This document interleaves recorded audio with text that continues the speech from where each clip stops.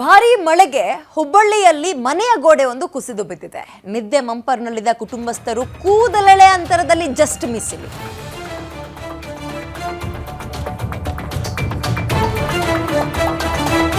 ಕೂದಲೆಳೆ ಅಂತರದಲ್ಲಿ ಪಾರಾಗಿದ್ದಾರೆ.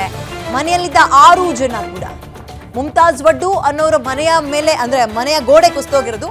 ಮುಮ್ತಾಜ್ ವಡ್ಡು ಅಂತ ಅವರ ಹೆಸರು. ಗಾರ್ಡನ್ ಪೇಟೆಯ ಅಬ್ಬಾಸ್ ಅಲಿ ಚೌಕ್ ಬಳಿ ಇದ್ದಂತಹ ಮನೆ ಇದು. ಬೆಳಗಿನ ಜಾವ ಏಕಾಏಕಿ ಅಡುಗೆ ಮನೆಯ ಗೋಡೆ ಕುಸಿದು ಬಿದ್ದಿದೆ. ಗೋಡೆ ಕುಸಿಯುತ್ತಲೇ ಮನೆಯಿಂದ ಓಡ್ ಬಂದಿದ್ದಾರೆ. ಸದ್ಯ ಅಡುಗೆ ಮನೆ ಭಾಗದ ಗೋಡೆ ಕುಸಿದಿದೆ. ಸೌಂಡ್ ಆಗ್ತಾ ಇದ್ದಂತೆ ಈ ನಡುಮನೆ ಅಥವಾ ಹಾಲ್ ಅಂತೀವಲ್ಲ ಅಲ್ಲೋ ಅಥವಾ ಬೆಡ್ರೂಮ್ಗಳಲ್ಲೋ ಮಲಗಿದ್ದವರು ಎದ್ದೋ ಬಿದ್ದು ಅಂತ ಓಡ್ ಹೋಗಿದ್ದಾರೆ.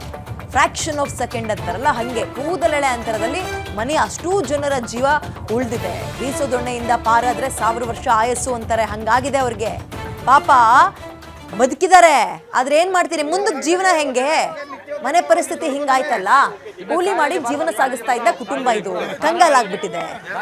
ಗೋಡೆ ಕುಸಿದ್ರು ಕೂಡ ಸ್ಥಳಕ್ಕೆ ಅಧಿಕಾರಿಗಳು ಬರ್ತಾ ಇಲ್ಲ. ಏನಾಗಿದೆ ಅಂತ ವಿಚಾರಿಸ್ತಾ ಇಲ್ಲ. ಜನಪ್ರತಿನಿಧಿಗಳು ಅಂತ ಅನಿಸ್ಕೊಂಡಿರೋರು ಕಾಣೆಯಾಗಿದ್ದಾರೆ. ಸಂಬಂಧಪಟ್ಟ ಅಧಿಕಾರಿಗಳು ಕಿವಿ ಇದ್ದು ಕಿವುಡ್ರಾಗ್ಬಿಟ್ಟಿದ್ದಾರೆ. ನಾವು ಹೆಂಗಿರೋಣ ಇವಾಗ? ಅವತ್ತು ಕೂಲಿಗೆ ಹೋಗಿ ಆ 3 ಹೊತ್ತಿನ ಊಟವನ್ನ ನಾವು ಸಂಪಾದನೆ ಮಾಡ್ಕೊಳ್ಳುವ ಜನ ಈಗ ಎಲ್ಲಿ ಹೋಗಿ ಮಲ್ಗೋಣ? ನೆಂಟರು ಮನೆ ಎಷ್ಟು ದಿನ ಆಗುತ್ತೆ? ಈ ರೀತಿಯ ಸಮಸ್ಯೆ ಅವ್ರಿಗೆ.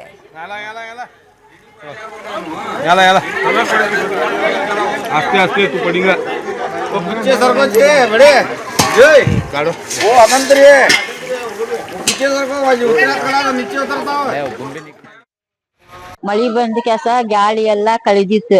ಒಂದ್ ಕಡೆ ಅಪ್ಪರ್ ಆಗಿತ್ತು, ಬಿಳಿದ ಆಗೈತಿ. ರಾತ್ರಿಗೆ ಬಿದ್ದ.